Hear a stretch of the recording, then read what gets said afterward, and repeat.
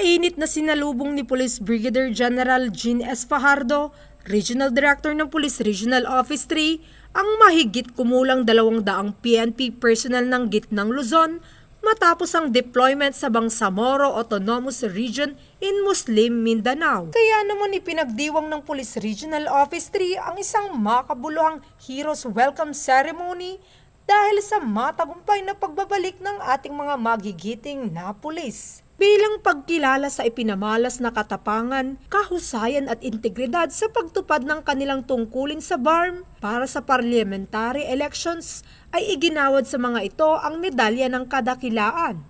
Well, unang-una syempre, you don't expect na medyo yung pupuntahan nila doon ng mga air, especially doon sa mga far-flung areas po na napuntahan po nila. Syempre, yung billeting area, hindi yung sa customary na nakakanasan natin, na malambot na kama. Syempre, nandun lang sila sa hinaw sa mga eskwelahan at hindi sila pwedeng magkumpiyansa doon dahil sabi nga natin, prior to the election day, maraming incident doon ng shooting incident, may mga harassment pa. So sila, hindi mo pwedeng pagkagat ng dilim ay matutulog na lamang dahil lagi nilang bitbit yung kanilang mga baril para sigurado na anytime na meron ay readily available sila. Hindi lang sila nag-serve as SEDs doon, kundi pati na rin doon sa the whole process nandun sila to serve as the police security, not only doon sa mga election paraphernalia na pinantayan nila as SEDs. At the same time, in-augment din nila yung mga pulis, mga territorial police natin.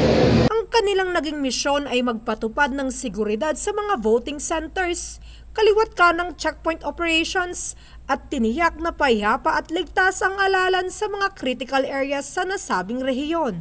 Kasabay nito ay nagsagawa si Police Brigadier General Fajardo ng Budol Fight bilang pagpapahayag ng pasasalamat, pagkakaisa at pagkilala sa serbisyo ng mga nagbalik na pulis. Ang Heroes Welcome ay isang paalala na ang mahalagang papel na ginagampanan ng ating mga pulisya bilang tahimik na bayani sa likod ng matagumpay at mapayapang halalan.